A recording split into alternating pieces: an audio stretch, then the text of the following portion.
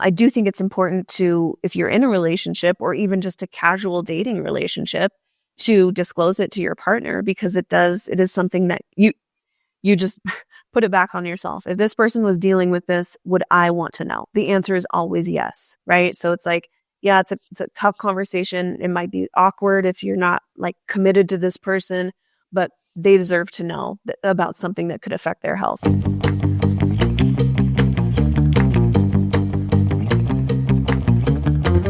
Welcome everybody to another episode of Project Vitality Podcast.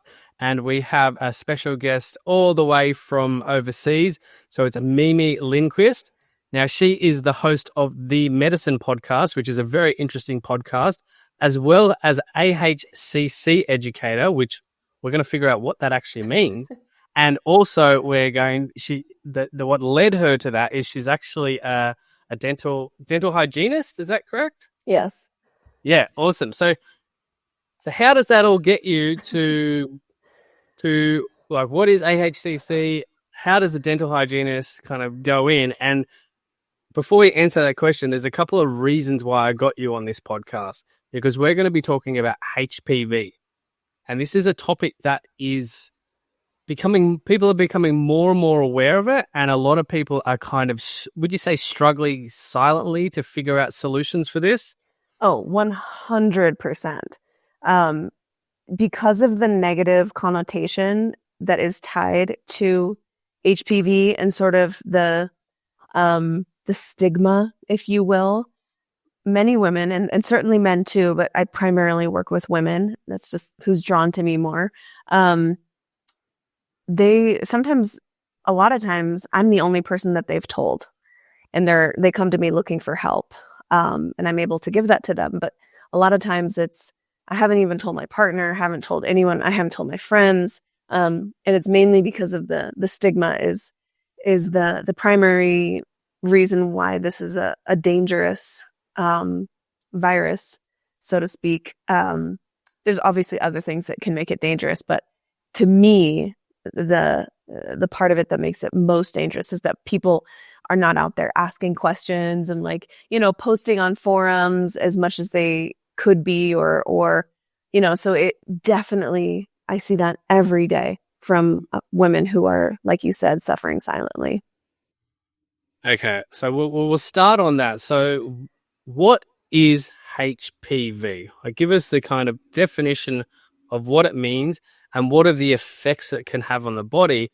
And then let's go into kind of the solutions and the story behind, I guess, what got you so fascinated and interested in HPV and AHCC as someone who was a dental hygienist. Like, what led you down this path?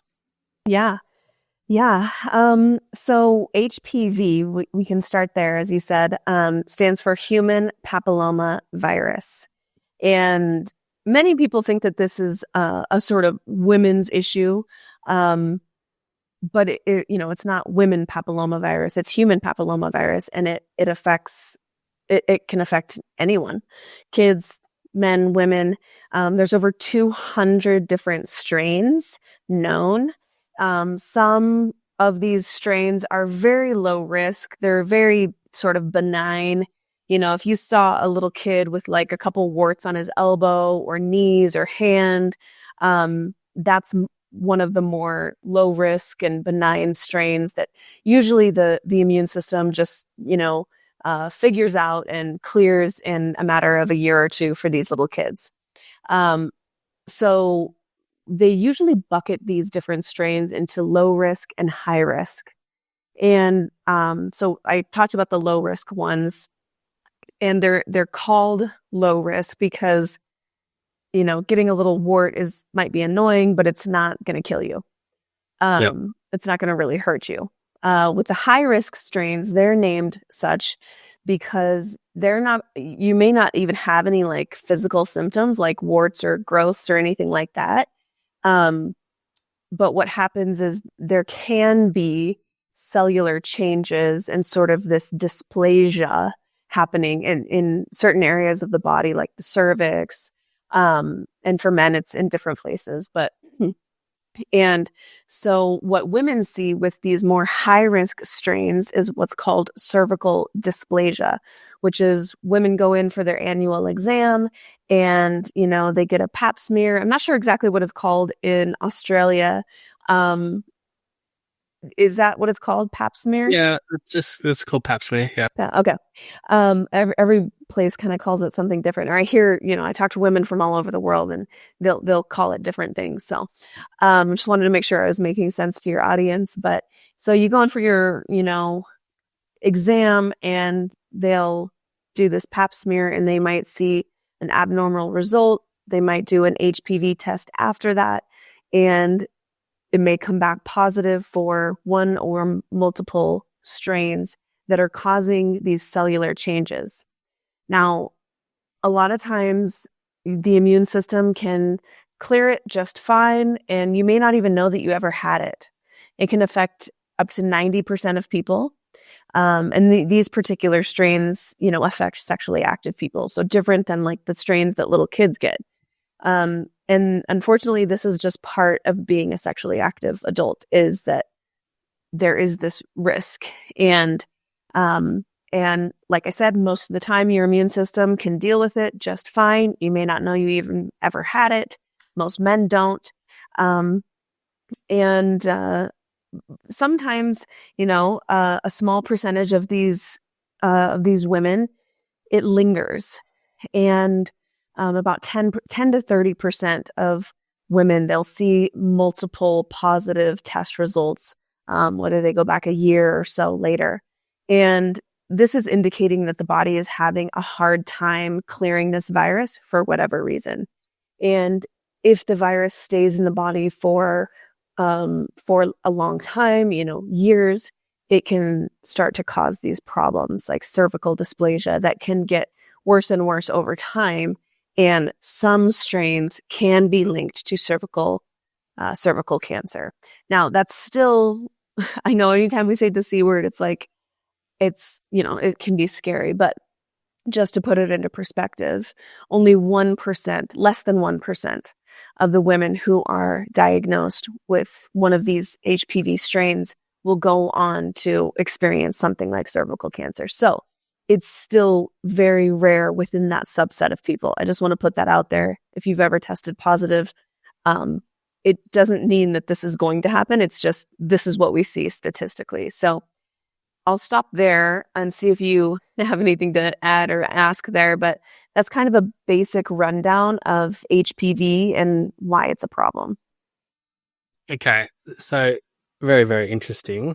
As a male perspective, like learning about this type of stuff it's fascinating. And I help a lot of clients with health, and this is not my area of expertise. And as a Czech practitioner, we're always taught to refer out. And, that would be something that if someone came to me with this, I would be like, go see Mimi. It's what she's doing. So I guess from a sexually active perspective, what does that mean for somebody? Like, how does it interfere with relationships? How does it interfere with, you said a lot of, like before we were talking, like a lot of women haven't told their partners, they kind of keep it to themselves. There's a lot of shame around it. And so why is there this stigma, and how does it affect, I guess, their relationship with themselves? Because it would definitely affect their confidence and self-worth, but also the relationship with their loved one. Mm-hmm. Yeah, it can be a really, really sensitive topic. Now, I've talked to a couple women, not very many, a couple women over the course of the last 6 years of me, educating and talking to women about this, where they're like, oh, it's, it's just like a virus. It's fine. And I don't feel anything like that. It's just something I got to deal with. And that's great. It's like, you're good. You're going to deal with this just fine. I would say that's not the majority of women. The majority of women feel like they've done something wrong, that they're somehow like, quote unquote, like dirty, or that I just feel like my body has betrayed me. I thought I was so healthy. Like they take this on as something that they did wrong. And, I don't have a great answer for like why there is this stigma. I think in our culture, certainly in America, I don't exactly know how it is in Australia, but in America, we have this backbone, this foundation of religion.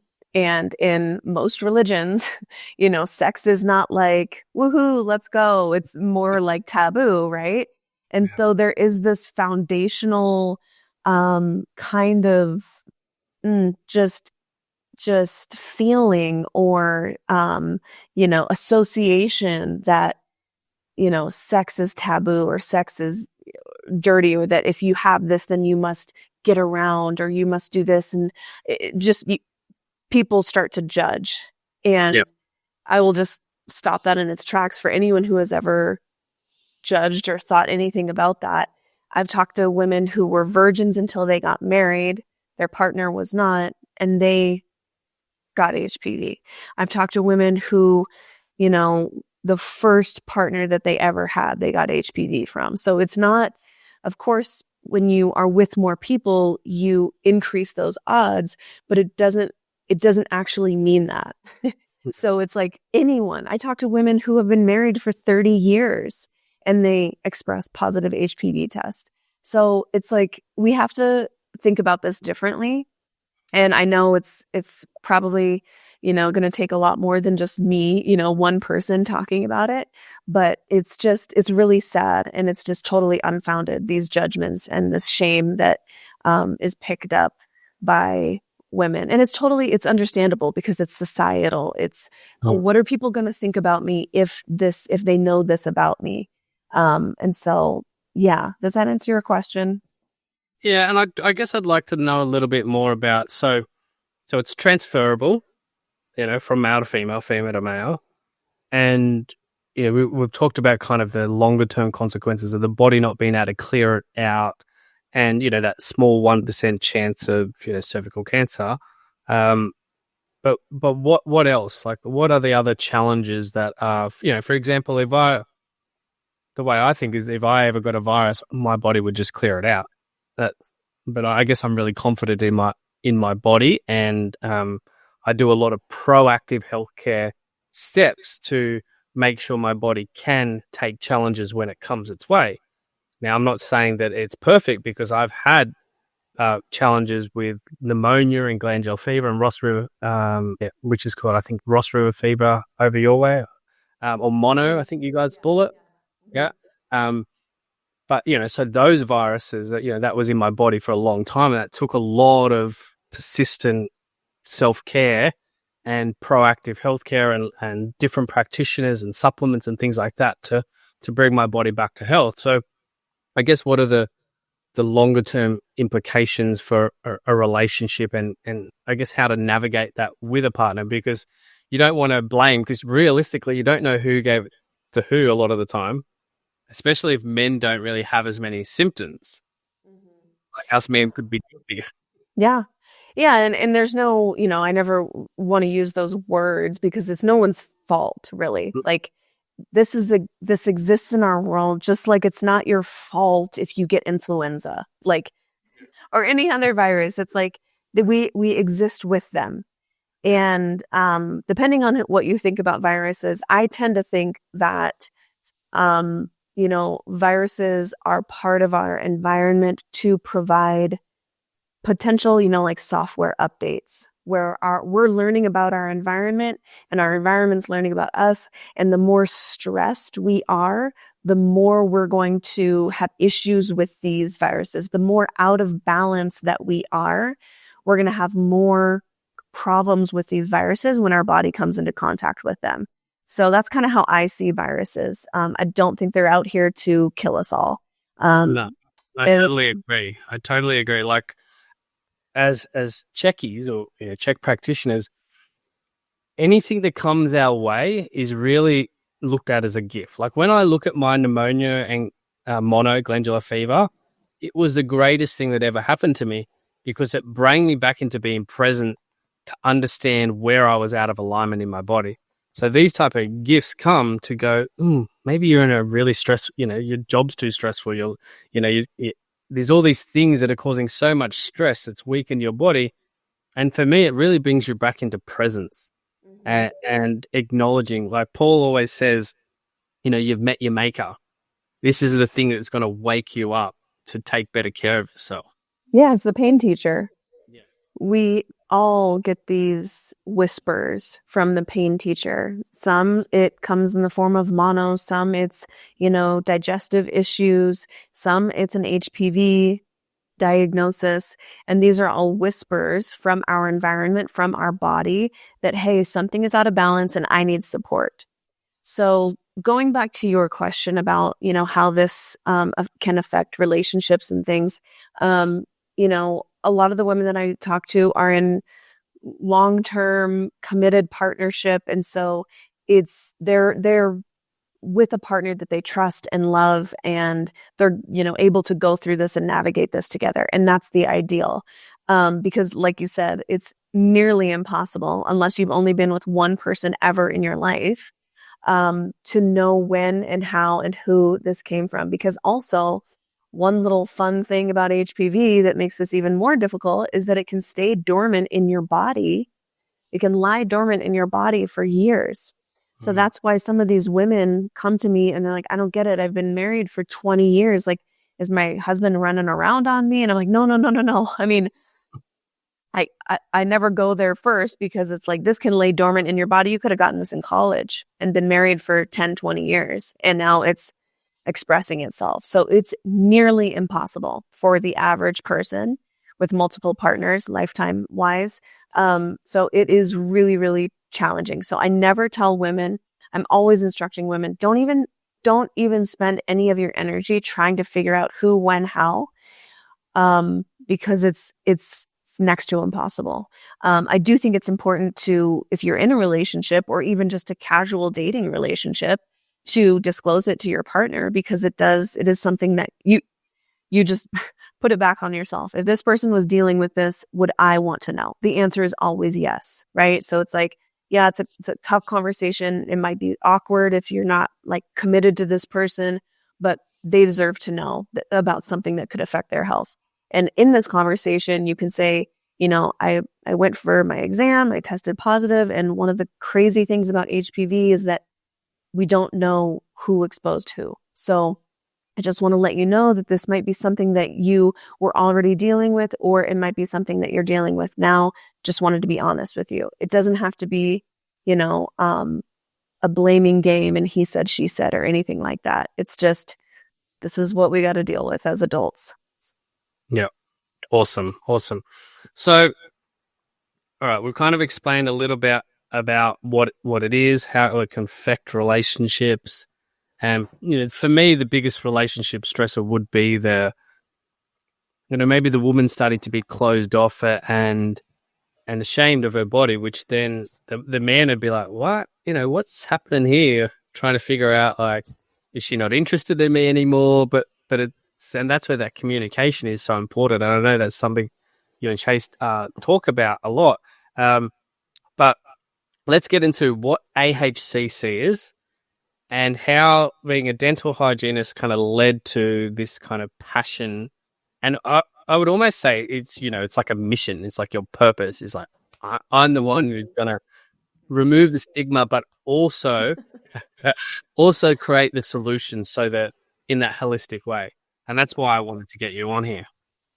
Yeah, no, it's great. I would say that this path, this mission was meant for me, and I just found it. I didn't necessarily create it. I just kept listening to what was in front of me, kept listening to my intuition. And when I've done that in my life, only good things have happened. So yeah, I am a dental hygienist by degree. I don't practice clinically anymore because my life took me on a different path, as we're discussing right now. But I did practice clinically for 7 years, and I was working up in Seattle, Washington at a very busy, fast-paced dental office, and was seeing 8 to 10 patients a day and noticing, with every patient, you're updating their medical history, any new diagnoses, any new medications, et cetera, et cetera. And I was noticing that HPV was a very common thing with, especially with young women. And I didn't know much about it at the time. It was just something that I was observing.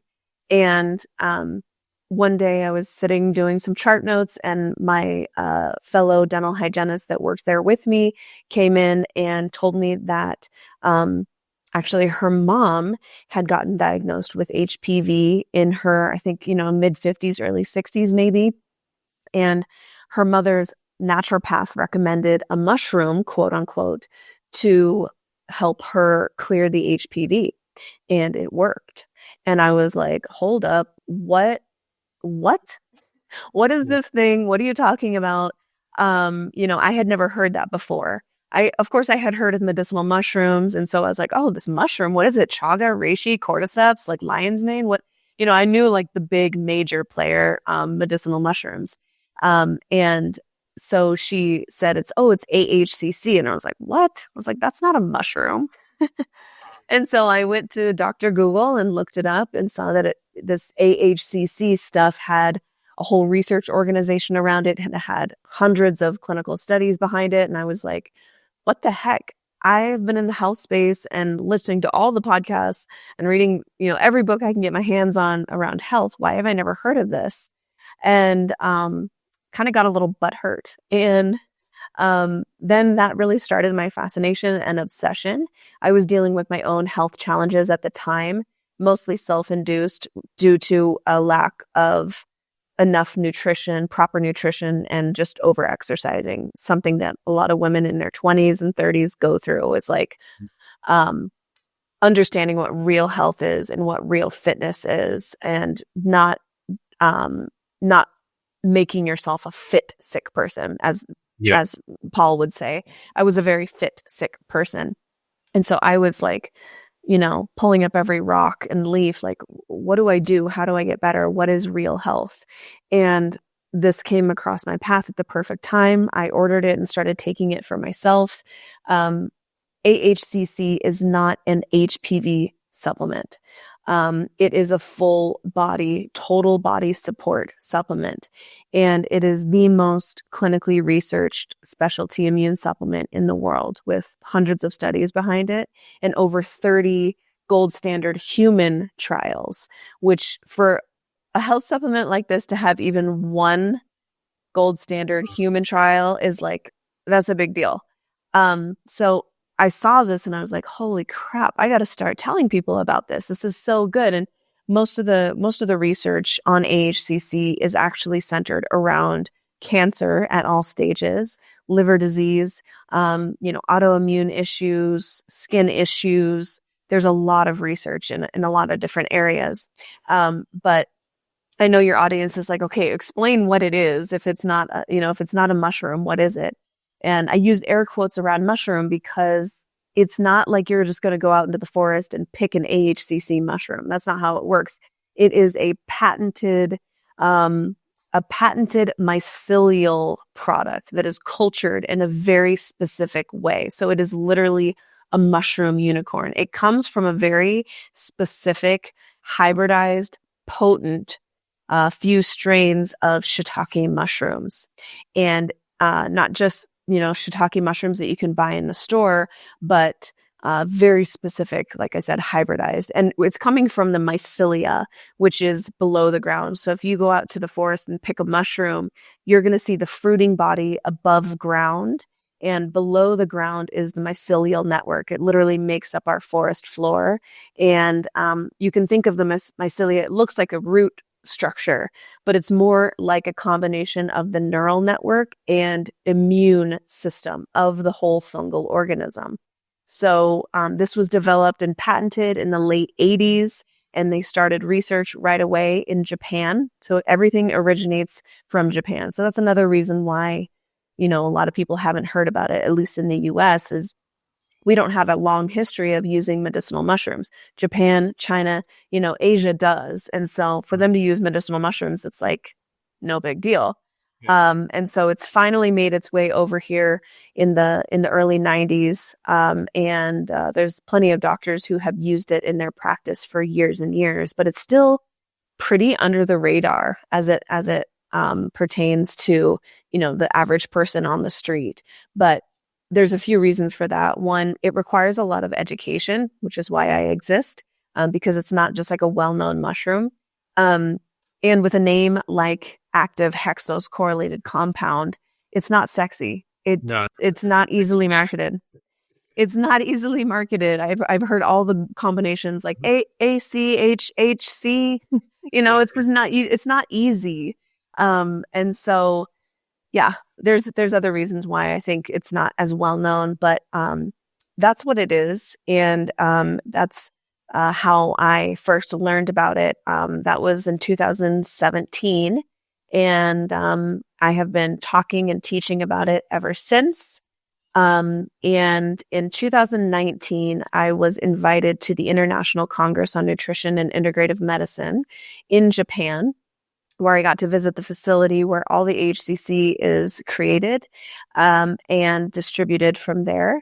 And then we also were able to sit in on this presentation of this annual event where they show all the different research happening around the world on AHCC.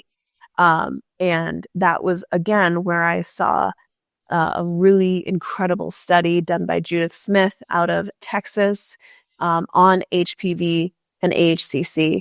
And the results, the preliminary results that were unpublished at the time are published now, are just incredible. AHCC showing that when women consume this for 6 months, 64% of them are clear of their high-risk HPV, which is incredible. So once I heard that, I came back to the States and started talking about it more and more for HPV. And that just snowballed into women finding me from all over the world, desperate for help.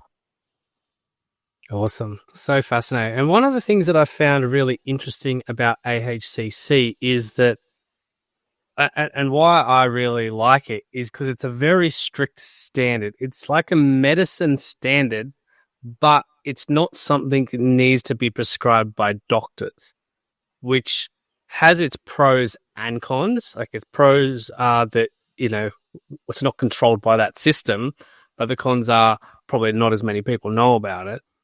So do you want to explain a little bit about that? Because that standard means that whenever you buy AHCC, it's always going to be AHCC. It's not going to be, varying different potencies and things like that. Is that right? Yeah, no, that's perfect. Very well said. Yeah, it is. When it comes to the manufacturing standards, AHCC is manufactured at a level that is equal to any pharmaceutical. And I'm not a huge fan of the pharmaceutical world. They obviously have some life-saving drugs, but on the whole, I tend to not just trust them blindly. But the thing that they do get right is their manufacturing standards. If you get a pill in Australia versus a pill in America versus a pill in, wherever, and it's the same name, it's the same pharmaceutical, it's going to be the same. And so you can really count on that sort of consistency. And that is the same with HCC because it's patented, because it's cultured over the course of 60 to 90 days.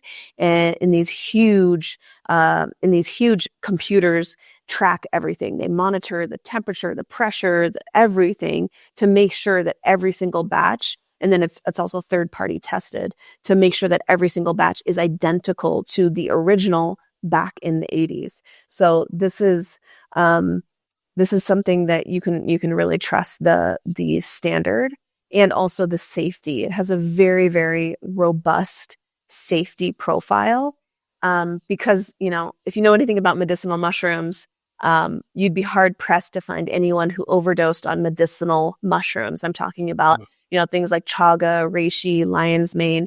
It's next to impossible because the fungal DNA is so intelligent and it mixes with our DNA very, very well. So humans do really, really well. So do animals, like pets do really well with medicinal mushrooms. It integrates into our system like almost flawlessly. In the safety trials that they used rats for these initial safety trials with AHCC, and part of the safety trial is trying to find a toxic dose. At what dose does this beneficial medicinal mushroom become a problem for the subject, right? And so they're purposefully giving these rats like high doses to see, okay, when do we start seeing problems? And they gave these rats the human equivalent of 600 grams, which, just to give you, context, I take 1.5 grams every day just for general health. It's no secret that doTERRA has had a huge positive impact on my life, specifically around my mental health and my immune system. I've been doing this business now for 10 years and I can ship these products to anyone, anywhere in the world within 7 days. So if you're needing a good night's sleep, reducing your stress, if you're feeling anxious, overwhelmed, need some immune support, digestive support, metabolic health support, pretty much anything I can think of, these oils and doTERRA product range can support you. Now, I've created a landing page. It's thathealthdude.com/doTERRA, or you can also reach out to me in their DMs and I can make a custom package specifically for your needs. There's two ways. Either become a customer, that's 90% of my business, or if you've got a wellness brand and a business, you can use doTERRA and me, the perks are you get me as a fulfillment partner to really support and enhance the vitality of your customer base. Just go to thathealthdude.com/doTERRA or send me a message in any of my social platforms in a DM. So if somebody gave me 600 grams, according to these safety studies, you wouldn't really see any negative side effect. They had to guess at the toxic dose because they literally couldn't find it. So it is very, very safe. There's no negative side effects. So it's a really, really powerful medicine for those that want to sort of go the more natural route. And if you want, I can get into like how it works in the body and why it's so effective, but I'll pause there. Now let's go into that. Let's go into like how. Because that's the thing is, I love natural things and I love being connected to nature, and the mushrooms and the psyllium network just fascinates me because it just communicates. It's pretty much the internet for the natural world, connecting everything. And so let's go into how that impacts the body, because what I love that you said earlier is the way it integrates with the body. And communicates with the body, it really gives, it really enhances the potential of the human body. And so let's figure out how and why. Yeah, no, you said it perfectly. It's oftentimes how I explain it, and why it's so beneficial for so many different things. When I tell someone, oh yeah, it's really helpful for things like eczema and HPV and cancer support and autoimmune and liver disease, they're like, how does one thing positively affect? It almost sounds like too good to be true, right? Mm-hmm. And the reason why is because we all have this innate magical intelligence called healing ability inside all of us. If you cut your finger when you're slicing vegetables, you don't have to do anything for your body to heal itself. Maybe wash the cut, maybe put a bandage on it to protect it, whatever. But like when it comes to the healing process, you don't actually have to do anything. Your body goes to work right away. So we have this natural ability all the time, 24/7, but we know that the body can get overworked, overstressed, overwhelmed, where it's not functioning as well as it should. Right? We all have had these things in our lives. And in the way of the immune system, when we're overstressed, that could even be from something great like planning a wedding, or having a child. This stress, as Paul says all the time, these stress buckets can start to overflow to the point where your immune system, your healing capacity is diminished. And so what AHCC does so beautifully in a myriad of ways, this is not just one mechanism of action, it's many different mechanisms of action. But on the whole, the big three to think about are, it's amplifying your innate immune intelligence. So that healing ability that your body has, the intelligence of your immune cells, how they communicate, it's amplifying that by increasing the number of immune cells specific to what the body needs. So it's not just ramping up your immune system if you don't need that. Like if you have an autoimmune issue, it's not ramping up your immune system. It's actually helping to calm it down. So it is an immune modulator. People make the mistake of calling it an immune booster. It's like, well, yeah, it has that capability, but it doesn't just do that haphazardly unless you need it. And so it's amplifying this innate intelligence, modulating the immune system. And then it's also increasing, or I guess improving, the communication between our cells via chemical messengers called cytokines. So we have more immune cells to do the job, and we've improved their communication. So it's just a better functioning system overall for whatever the issue or condition is, whether it's cancer or eczema. So that's the first, kind of way, I guess, first and second. It also helps to regulate stress hormones in the body, like cortisol. And going back to the stress buckets, our immune system is directly affected by stress. Oftentimes, the women that I speak to about HPV, their diagnosis comes after an extremely stressful event or season, like a parent dying, or I lost my job and almost went bankrupt, or, I moved across the country and didn't know where I was going to, like really stressful events. When I ask them, hey, what's the last year of your life been like?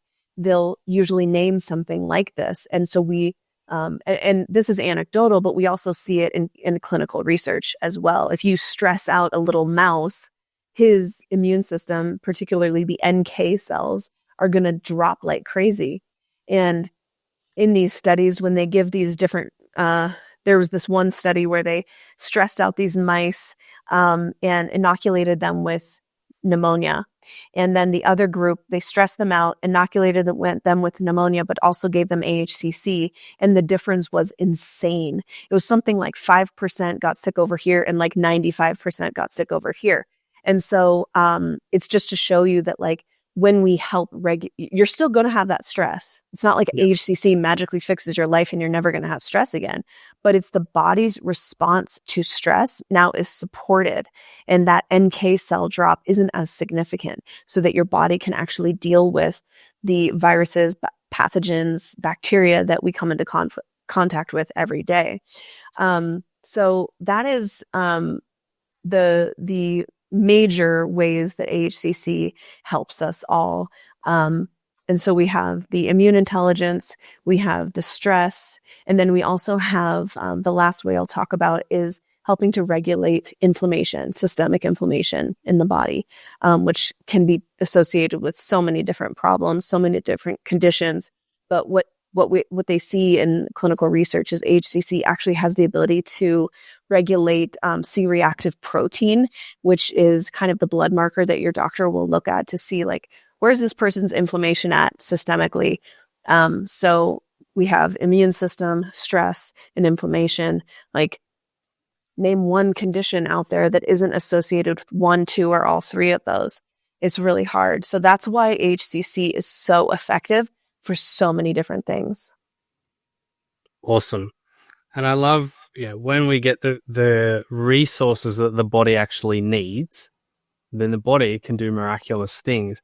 And it's also, I like to hear how you said AHCC is not going to change the stress in your life. So you've still got to think about, okay, all right, I can be taking this product, but let's also have a look at the other areas of my life and start to reduce those levels of stress, the ones that you can. Because sometimes, as you said, major things happen and that puts us into a big stress response. But there's also a lot of things that we can do proactively to reduce our stress.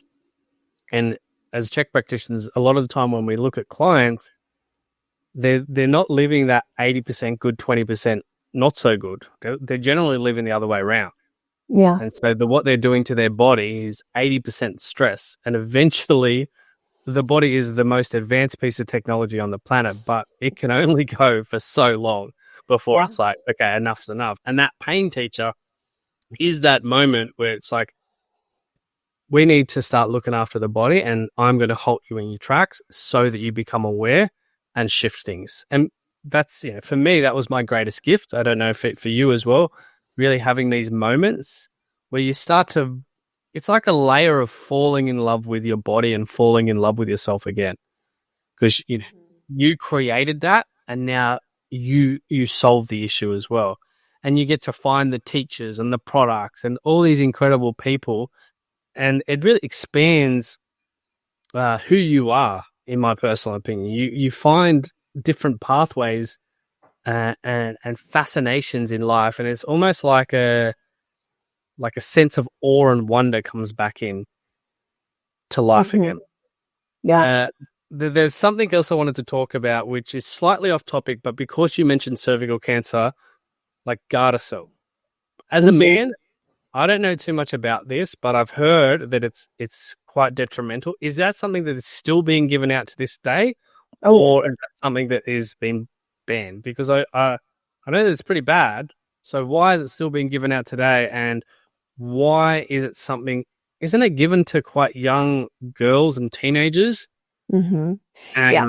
Oh, it's absolutely still being recommended by every mainstream OBGYN and even pediatrician. As you said, it's being recommended to boys and girls as young as 9-10 years old. And the thought there, like, why so young? Isn't this sexually transmitted? Isn't this skin to skin? Like, are these kids really at risk? Obviously, the answer is no, they're not at risk when they're that young. But the answer you will see on the CDC website that I don't necessarily agree with, but their way of explaining it is that it's more beneficial to get this introduced into the system of a 9 or 10-year-old little girl or boy before they are sexually active. Now, is that true, or is that just a way to expand their market? We all know the answer to that. So hopefully Bobby Kennedy getting into the position of Secretary of Health and Human Safety and taking a look under the hood of Big Pharma, we might see some of these changes where the proper science is done with a true inert saline placebo, not another. The problem with Gardasil is it goes all the way back to the clinical research. There's many problems, and I've talked to women who have had major issues, fertility issues, being paralyzed. This is not a risk-free solution, and it's not even a solution, really, because I would say at least 50% of the women that I work with personally have been vaccinated. So I'm like just looking at my sample size of women, which is up to, in the thousands at this point. It doesn't really have a good track record. So the problem in the clinical research, one of them, aside from all the biases and all of that, is when they did their placebo trial, the placebo they used was not the gold standard saline like they use in other clinical trials for medications. They used a different form of either different vaccines, like older vaccines, or they used an aluminum solution. So basically the aluminum constituents of the vaccine without portions of the vaccine. So the placebo group and the experimental group had very similar negative side effects, adverse events. So then these pharmaceutical companies or these scientists were able to say, hey, there's no real statistical difference between the adverse events happening in the placebo group and the adverse events happening in the experimental group. This is safe and effective. So if you're not reading with a fine-tooth comb and actually looking at what they used for a placebo, then it's a big problem, because these doctors, I don't think every doctor out there is just malicious and they want to hurt their patients. I do not believe that. I think that they're told one story in medical school, which is, hey, we've done the research, and here's the outcomes. It was placebo, placebo gold standard. What medical student is going to be saying, well, what are they using as the placebo? Because placebo usually means a saline solution, not an aluminum solution. So that's one of the major problems with the clinical research, is it's being touted as safe when each group had major significant side effects. But because they were similar statistically, they can call it safe. This is just one way that companies can fudge the data. If you look at the raw data, it's quite alarming. Lighthouse is my signature 6 or 12-month one-on-one mentorship program. It's pretty much where I've gathered all my life experience as studying with the Czech Institute for 15 years, my intuitive gifts, my personal challenges, which I do not wish upon anybody, and to fast track you to where you want to go. And my approach is very simple. One, it's all about vitality and life force. Change takes a truck ton of energy. So you need that vitality and life force to ground you so that you're resilient when blockages come up, and they will. Two, we've got to get you clear, get that clarity on where you're going, because once you've got that little bit of life force back, you can start to dream bigger, that biggest vision for your life. And then three, it's all about confidence. Now, as a lighthouse, you may have weathered many a storm. You may feel battered, you may feel broken, you may feel defeated. But as we rebuild your confidence, you start to shine bright, and it helps to guide others home because they see that beacon of hope, that brightness of you sharing your truth, sharing the essence of who you are. And the truth is, the world really needs a lot of lighthouses right now because people are stuck, people are overwhelmed, and we need your brilliance, that light within inside you, to be shining so bright that people can spot you from a bloody mile away. Now, all you got to do is head on over to thathealthdude.com/lighthouse or send me a DM on any of my socials and we can chat and see if it works. I take on a few clients every year and let's see if we can make some magic happen. Yeah, putting aluminium, we call it aluminium. Yeah. Aluminium, you guys call, in the bloodstream is going to have, we already know that's going to have major side effects. So like, as you said, they had this many side effects, but these guys also had this many side effects. So now it's statistically safe rather than with a saline solution where it would have been no side effects. Oh shit, this product is unsafe. It shouldn't go to market. Yes, exactly. It's just one of those very tricky ways that they can fudge the results to make it look like this has been tested and that the science is done. You hear that all the time with vaccines. The science has been done. And Bobby Kennedy... Science is settled. The science is settled, which is so... It's antithetical to the whole premise of science. But Bobby Kennedy getting in there, that's why, people will give him so much crap because they're like, what are you talking about? The science has been done. And once you pull back the hood, this is just one vaccine. This is, there's many more to look at, but it's these themes are consistent throughout big pharma. They know it, they know what it does in the body. They know that it can lead to things like infertility and autoimmune issues, conditions so severe that I've listened to stories from women where, they even contemplated suicide because the side effects were interfering with their life so much. So, I would say if there's any parent out there listening or any woman or man who's been recommended this Gardasil vaccine, you're not in any rush. There is no rush. You have time to research and it's in your best interest to do that. I would recommend the book. It's called HPV Vaccine on Trial. And this is a pretty substantial book, but it's definitely worth a read if you're thinking about this for your child. It was basically two attorneys that got a hold of the raw data. And these aren't scientists, but these are very highly intelligent individuals that are used to combing through very mundane and difficult information and putting it together in a way that can be presented in court. So don't discount them just because they're not scientists, and they do consult with other scientists and doctors. But I'm forgetting their name. I think it's Rosenberg is the last name. There's a few different authors, but HPV Vaccine on Trial is a must read for any parent. If you're thinking about it, or if your pediatrician has recommended this vaccine to your child, read this first. And if you're still on the fence, you can always DM me and we can chat. Yeah. We'll give the advice. Just hold out for a year because between now and a year, there's going to be some major Right. revelations that come to that entire industry. Yes. But if you've got stock in those industries now, probably a good time to sell them because they. Which it looks like a lot of people are doing. Yeah, well, there's a lot of funny memes going around. That's why I've got my Make Australia Healthy I love again, because that whole big pharma has it's been so successful. I think Paul says this. It's so successful that there's hardly a healthy person left on the planet. Right? And so that's the truth. You guys are the sickest nation. You're American or Canadian? American. American, yeah. Yeah. And so you guys are the sickest nation, but Australia, we're pretty bad as well. And the rest of the population of the world, we're not healthy.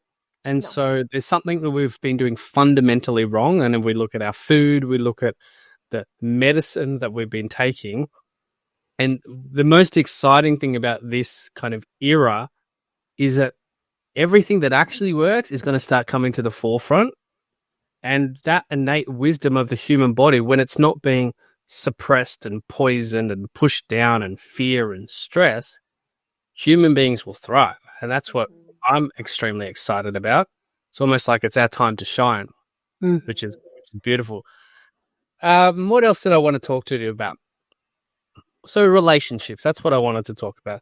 So you and Chase were high school sweethearts, got married, separated, then came back together. Now, general rule of thumb is if you separate from your partner, you don't go back to him. Like that's like a general, like it's not going to work. But what you guys did, like you did a lot of work, and I'd love to kind of understand a little bit about that dynamic, but also give some tips to people for relationships. So for example, me, I want a relationship. I haven't found that right person yet. And I know there's a lot of people kind of in that entrepreneurial, personal development, health space.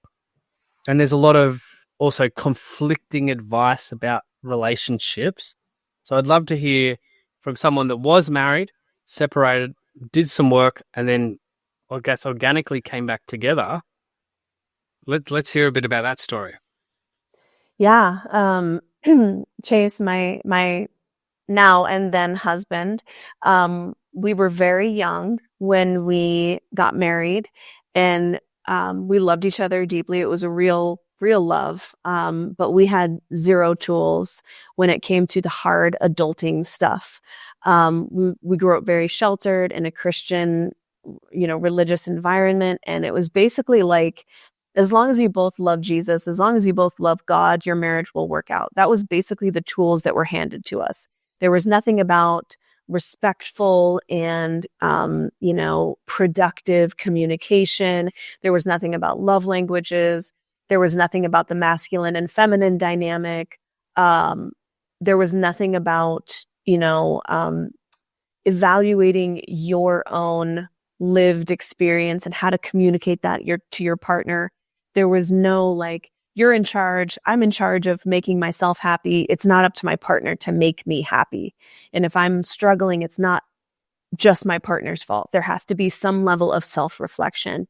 So those were the tools that we did not get when we were married. Even though our love was real, it wasn't enough to keep us together. We grew very sick mentally, emotionally, and physically, both of us.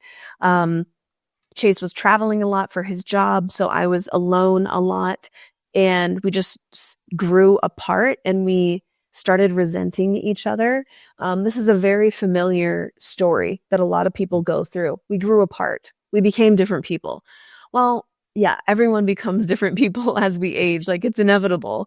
And we just sort of didn't have the tools to really work through it together in a productive way. We were both like, I'm unhappy. It's your fault. And so we did separate and actually divorced legally. And we never thought we were going to see each other again. We went our separate ways. We both became even sicker emotionally, mentally, physically. As you can imagine, being together since we were in high school, now we're single and, living the life that we thought we wanted. And turns out it was very superficial and vapid and unfulfilling, and pushed us even more towards the question of like, okay, I got to figure my shit out. I got to figure out what life is about. I got to figure out how to get healthy across the board. And so that really, and both of us did this simultaneously, but separately and unknowingly of what each other was up to or anything like that. So we really started getting both of us involved in self-development work, starting with physical health, asking ourselves, why am I having these symptoms? How can I help myself here? And that really snowballed into, as many people do, you get into a self-development area, whether it's mental or emotional. Some people might start with their mental health and then it trickles down into their physical health. Some people start with the physical health and realize, oh, wow, I have a lot of work to do up here and in here too. So it really snowballed for both of us. And I mean, it could be a whole nother hour talking about how much I did and what exactly I did. But I would say the most significant thing I did was I started taking responsibility for the outcomes in my life. And there was no one else to blame but me. And I wasn't even blaming myself. I was just like, all right, I'm taking responsibility. I'm going to fix this. I'm going to figure this out. I want to live a happy life. I want to live a healthy life. I want to find an aligned partner. So this really took me onto a whole nother career path. As we talked about, going from dental hygiene to what I'm doing now, getting obsessed with AHCC and talking about that on the interwebs. And Chase also changed his career from, big finance firm to more of the supplemental space. He started he was one of the early employees at Organifi. And so that really got him into the health and wellness space. So we crossed paths organically, again, just as friends, like, hey, I heard you did this. Okay, I heard you did that. Like, wow, we actually have some similarities. Wow, you're into mushrooms? Me too. And so it just kind of got us talking very platonically. There was no option for getting back together. It wasn't even on our minds or something that we thought we wanted. We were just friends. And over the course of about 6 months, we met up and realized that there was a lot left there and that we truly did love each other and that we were just in a really horrible place prior in our relationship part one. And because we had both done so much of this healing and self-development, we were so much better equipped to communicate our wants, needs, and thoughts. And we had both now taken full responsibility for who we are showing up in the world. And that was really refreshing. And we were both happy.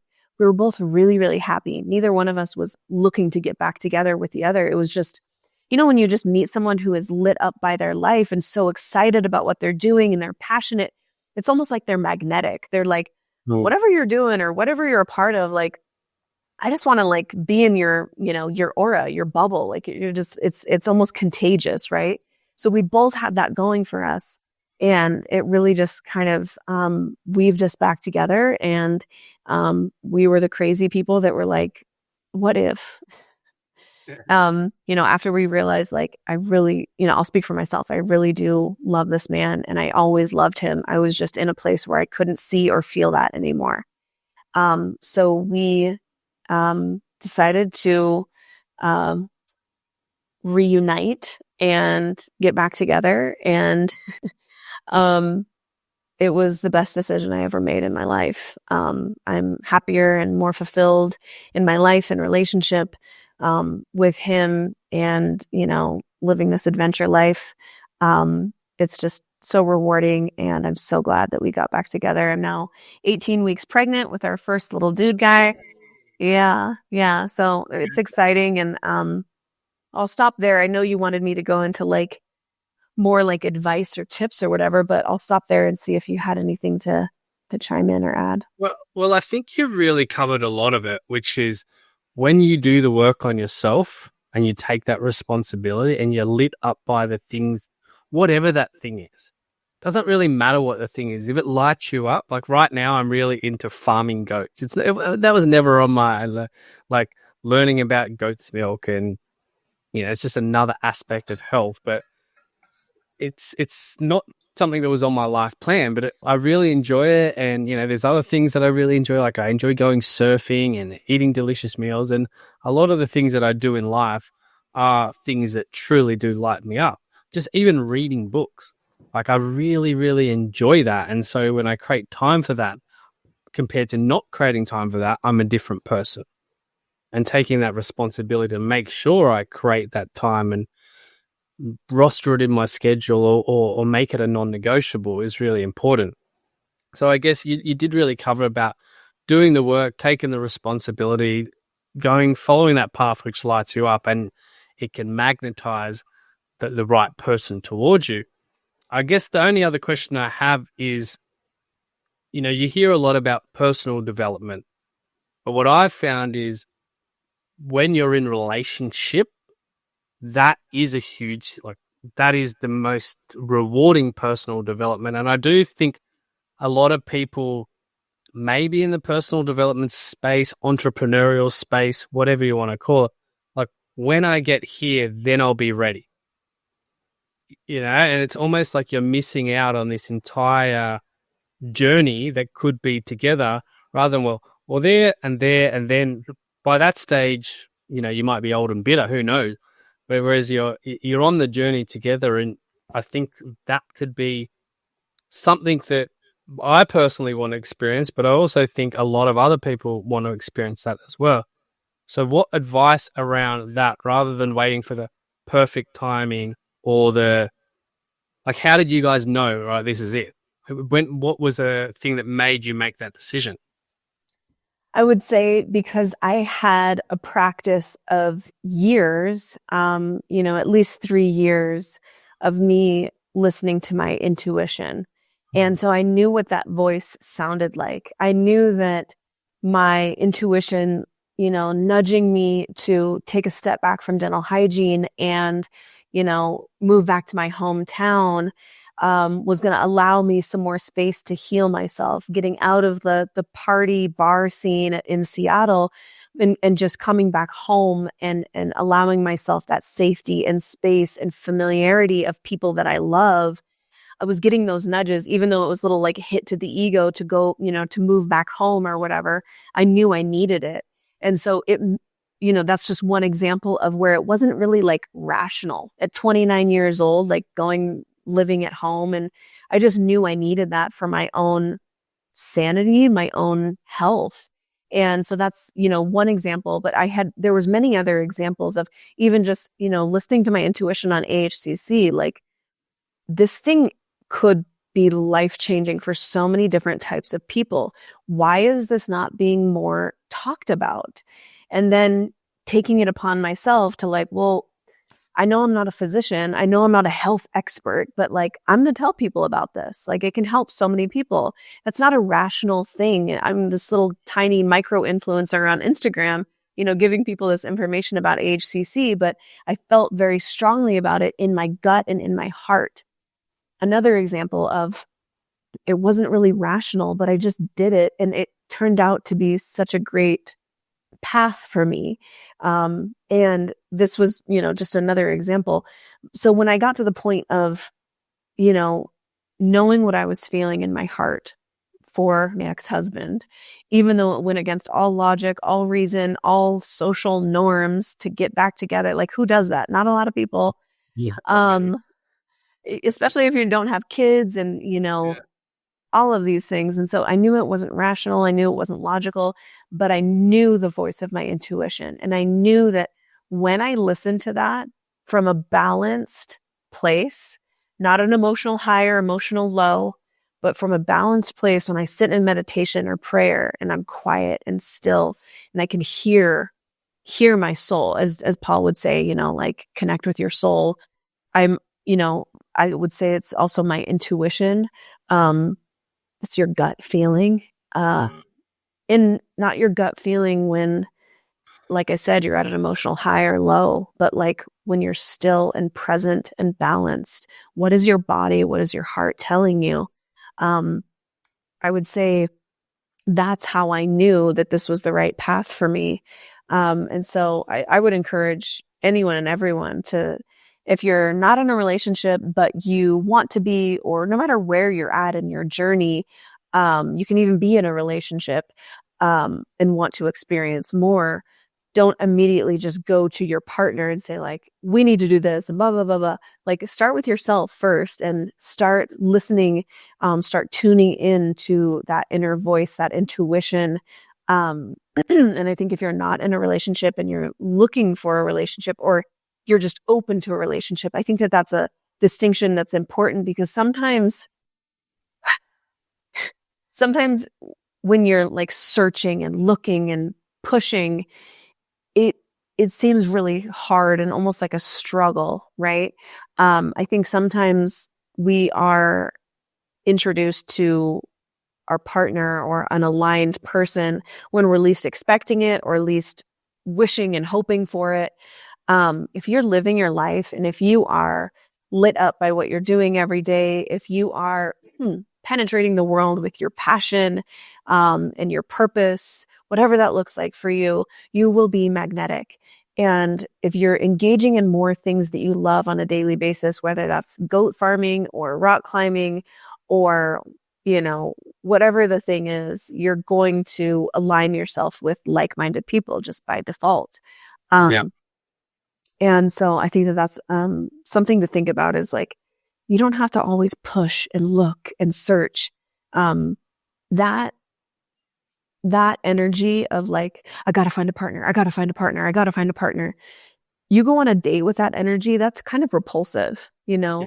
versus someone who's just like, hey, I love my life. This is what I'm doing and it lights me up and I really like you and it'd be cool to see where this goes. Or, you know, that's so much more attractive than someone that's like, you know, this is an interview and I'm interviewing you to be my forever partner. It's just like, it's not right. Like, yeah.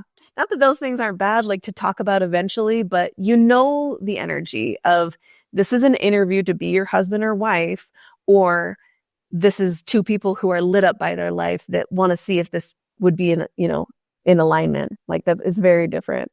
Yeah. And, you know, as you said, like the core values are important and those type of discussions are important. But the truth is a lot of what I found in my own life is whenever I'm too much in here of like, okay, well, this person does this, or this opportunity is this, rather than just listening to this, like you can miss out on so many magic moments because, you know, that person's not where you want them to be or not where you think. And what I've noticed with so many people is when that partnership happens, you know, that's when magic can, you know, it can either explode in a bad way or it can, absolute magic can happen. Mm-hmm. And, you know, the intuition and, you know, your soul, when you truly do listen to that, is like you with AHCC. Like, what's this? Why can't I get this bloody mushroom out of here? Why can't I get a? It's the same as me. Like, I had this, it was like goats. And I was like, I didn't even own goats at the time. I was like, where is this even coming from? But then as a universe aligned, the first ever Czech practitioner that I went to that helped me on my health journey was then selling goats. And I'm like, what? You know, it's just, you have to listen. Even, and the louder it is sometimes, it's like with AHCC, even if you stepped away from it, you physically couldn't. Like, you'd just be drawn back because it's part of your mission and part of, like, I guess it's really part of your soul to speak this. And so, yeah, I think that's perfect advice. Listening to your intuition, sometimes that logical mind, that ego will have to have a death, whether that's relationships, you know, and relationships, romantic, friendships, business relationships are all the same. You know, when you listen to that true voice, not the voice that's trying to keep you safe, you know, that's when some really magic times can happen. Like, and now you're having a baby, you know, everything is working, and you could have missed out on that opportunity if you would have been like, oh, well, we can't get back together. It's been 20 years. What will people think? I think too, like, you just get to a point where you're like, I don't give a shit what people think. This is what is I am like hesitant because I don't know if I'm allowed to swear on here, but yeah, like I don't give a shit what people think because I've been at my low caring what people think too much. And that was the time when I wasn't listening to my inner voice. I wasn't listening to my intuition and my soul. And I was sick from every angle. So part of it, is just like, yeah, thanks for your input, but I know that this is what's right for me. And that comes when you develop a relationship with yourself, when you stop treating your body, your mind, yourself like a misbehaving prisoner and treat it more like a friend. That's when you will see, no matter what you're dealing with, whether it's relational health or, mental health, physical health issues, when you start treating your body and soul and everything like a friend and truly like, hey, what do you need today? Instead of like, oh, you're not cooperating. Your life will change. Yeah. Awesome. So I think we've covered a lot in this podcast. Now, what I'd love to know is how can people contact you? So you've got the AHCC, but you've also ultimately got a course that helps them holistically integrate everything around HPV. What's that called? Yeah. So AHCC is part of a more holistic approach to clearing HPV naturally. And, there's so many different things that can affect our health expression. Medicinal mushrooms is just one piece of the puzzle of looking at your immune health. But of course, there's so many other things. There's nutrition, hydration, sleep, relationships, mindset, stress management, all these different things that can really affect directly our health expression. And I knew I was doing a disservice to some women who would find me and need this extra support. They wanted more than just the AHCC. And so I started working with women in a one-on-one capacity. Then it got to be to the point where there wasn't enough hours in the day to work with the amount of women that were coming to me. So I partnered with a good friend of mine. His name's Dr. Nathan Riley. He is a holistic OBGYN. And so he's, a fascinating person, isn't he? Yeah, he is. He's a character and he's like my brother.